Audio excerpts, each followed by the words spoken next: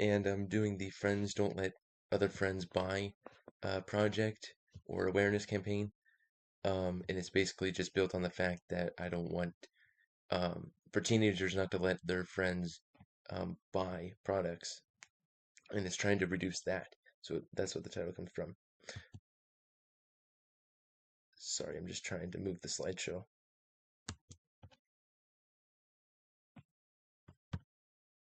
Okay, there we go. Okay, so the background to this is that I'm a former AHS student. I'm only like a year removed. And when I was there, vaping, I just remember vaping at AHS being a huge problem. I mean, we had multiple assemblies about it, and it was mostly, all of the assemblies were mostly, what you would typically would expect, that vaping is bad, basically. Don't do it.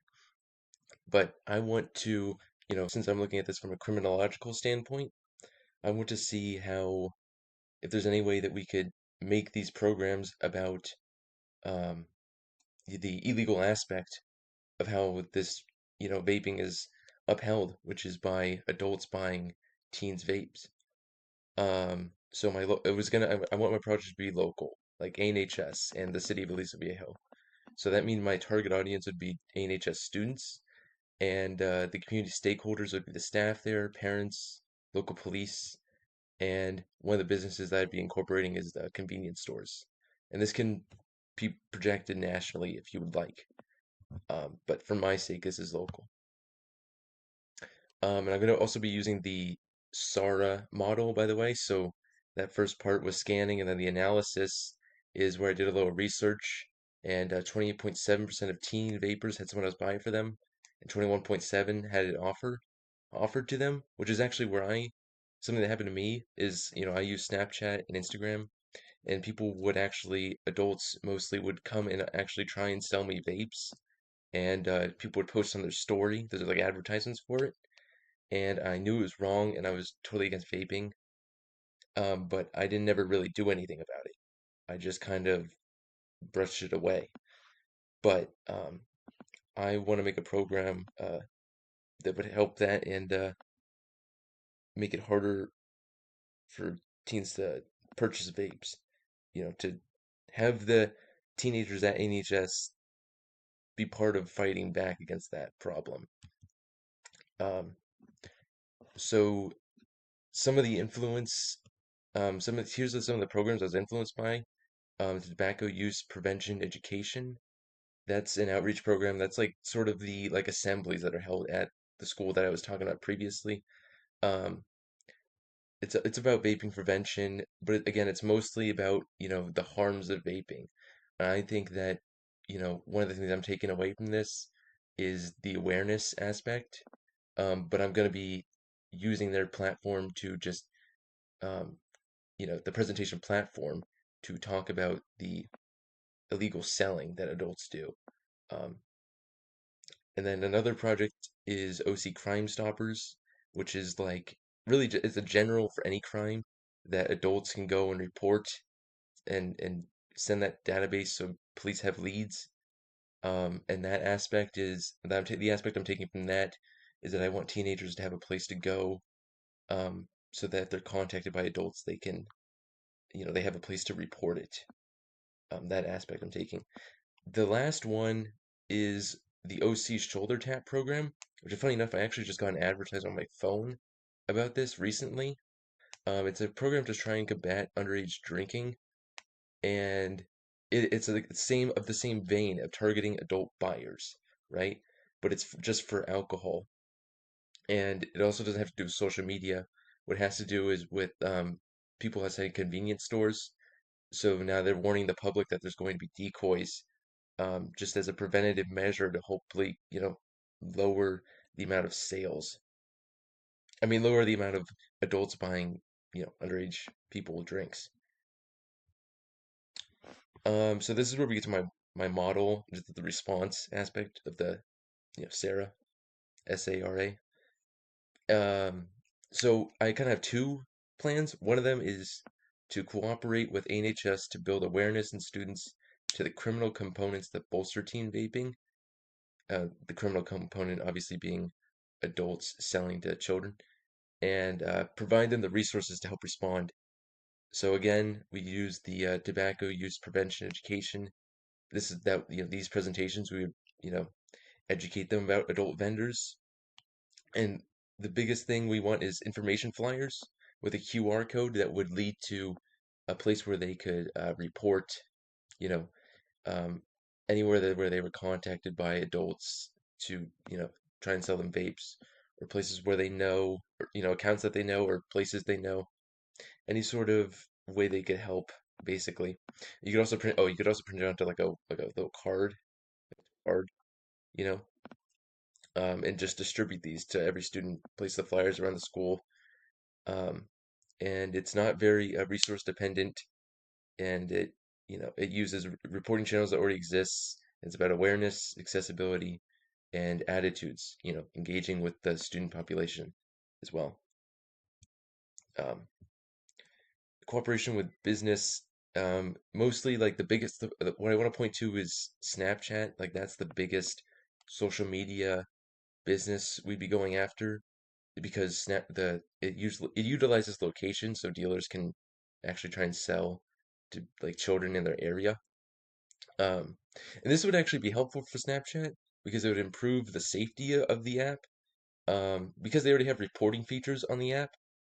Um, it would just get like accounts banned, but our program would be about like stopping the actual people from selling, you know, and giving police leads into those accounts in a quick, manner.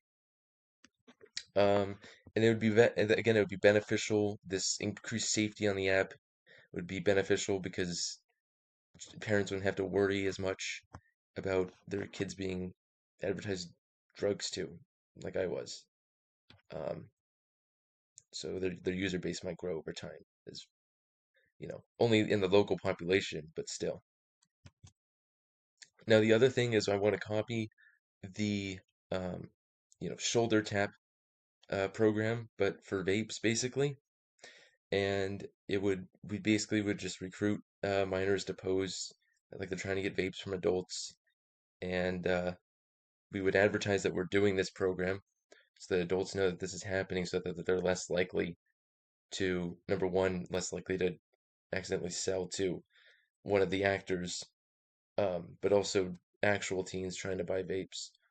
And this, going back to local businesses, this would help, help their credibility. They would sell less to minors, but it is heavily resource dependent. Um, but I will get back to that as well. And the assessment part, the last part, just making sure if it works. Well, surveys already distributed, to measure vaping, like how much it's going on. Obviously, we want to see, like, this whole point is to decrease vaping, but one aspect that we can really look at to see um, directly how much is this program affecting um, the numbers of teens that vape is how many total students are being approached on social media. Like we really want to see that go down. Um, really want to see, questions related to it, you know, children buying like vapes from adults. We want to see that. It's mostly targeting that. So you can have questions in this survey about that. And some of the feedback and input that I got from stakeholders, I interviewed parents, students. Um, Lucas Ramirez, he's a brother of a friend of mine, senior at ANHS. And I just asked him because I still don't go to ANHS. I asked him like if vaping was still prevalent, and he said it was, and it was as much as a problem now as it was when I was there. And then I talked about, my experience of being on Snapchat and having people, contact you about that. And he's never reported anyone. But when I explained the new reporting system that I'd be bringing awareness to, he thought it was a good idea, and he doesn't see any reason why other students wouldn't follow suit. I mean, obviously, like the vaping students wouldn't, but it's about the students that don't vape that are getting offered. Um, Sue Pence, the parent, um, we talked about Snapchat and the drug presence on there, and if we get those, if we make it a safer place, a safer app, um, she'd feel more comfortable with her kids being on there. And then the last person I interviewed was Officer Medina. I went down to the Liso Viejo police station and just, asked him about some feedback, explained my model and my project. And I specifically asked him, like, if the going to convenience stores thing, like the same thing they're doing with alcohol, was going to be like too resource dependent from like a cost benefit standpoint. And he said it probably wouldn't. It was actually he said it was a good idea, and that vaping, especially in this city, is one like something they're really for teens is something that they're trying to combat because you know the sale from to minors is illegal, and that's something that they're working on, and this would definitely help. And I also asked him about if there was any online sites that people could, or these students hypothetically could report to, and he said there were, and that's where like we basically use that site to link to the QR code so students have an easy place to go to report. Uh, and that's it. So thank you, and great class. And I just have to figure out how to um, stop the video. I'm sorry, this is my first time using Loom.